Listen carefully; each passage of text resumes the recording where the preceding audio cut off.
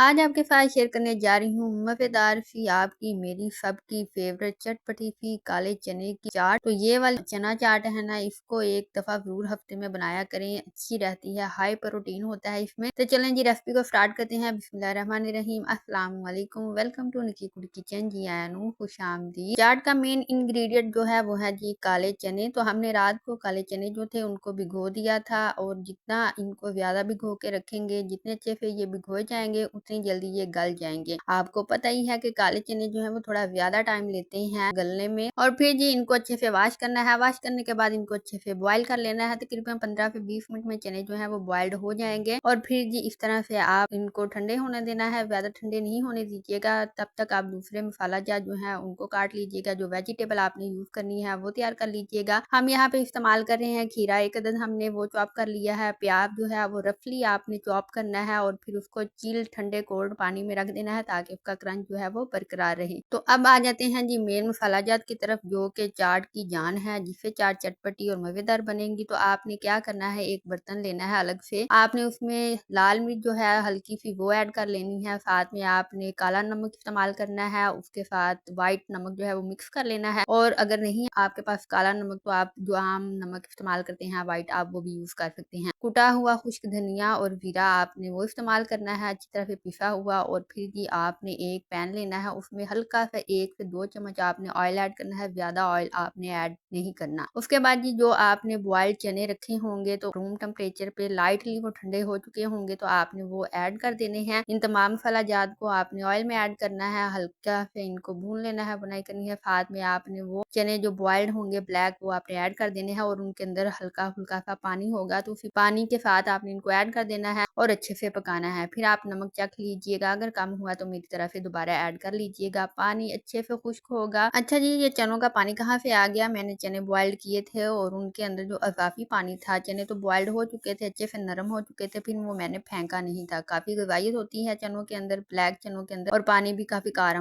था इसका, तो इसलिए हमने पानी के साथ ही इनको ऐड कर लिया है। फिर अच्छे से बुनाई की है, और मसाला जात में हमने कुटी हुई जो ब्लैक पेपर है वो भी ऐड की है, काली मिर्च का भी इस्तेमाल किया है, और अच्छे से आपने इनकी बुनाई कर लेनी है जैसे कि आप सालन बनाते हैं। बट इसमें डिफरेंस ये होगा कि इसके अंदर ऑयल जो है बिल्कुल कम होगा, ना मालूम होगा, बिल्कुल आपने कम ऑयल के साथ इनकी बुनाई करनी है। और ये देखे पानी खुश्क हो चुका है, हल्का हल्का सा ऑयल जो है उसका टच आ चुका है। तो अब इनकी बुनाई जो है वो हो चुकी है।